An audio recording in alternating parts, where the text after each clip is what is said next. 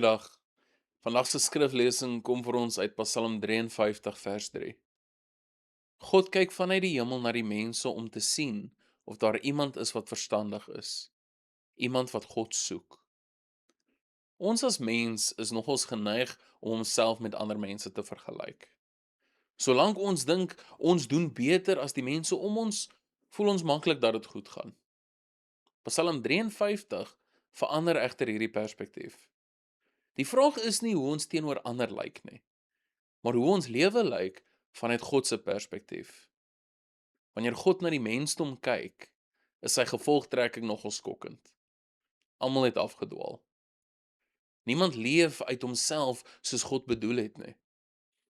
Die probleem lê dieper as verkeerde optrede.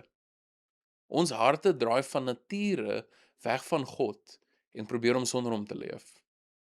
Dit herinner ons daaraan dat sonde nie net iets is wat sekere mense doen nie.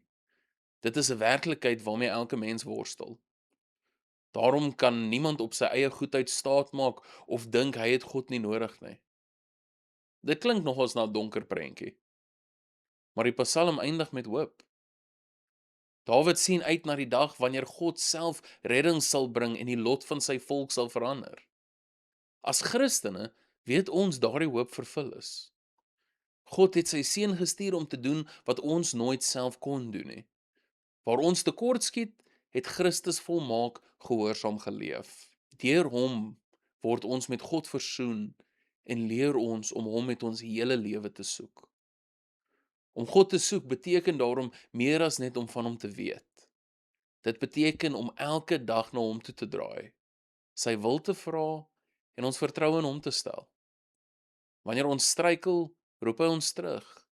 Wanneer ons moedeloos raak, herinner hy ons dat sy genade elke dag nuut is. Ons geloof rus uiteindelik nie op hoe sterk ons aan hom vashou nie, maar op sy trou om ons nooit te laat gaan nie. Die groot vraag is dan natuurlik dat as God vandag na jou lewe kyk, sal hy iemand sien wat hom opreg soek? Vader, dankie dat U ons eers gesoek het toe ons van U afgedwaal het.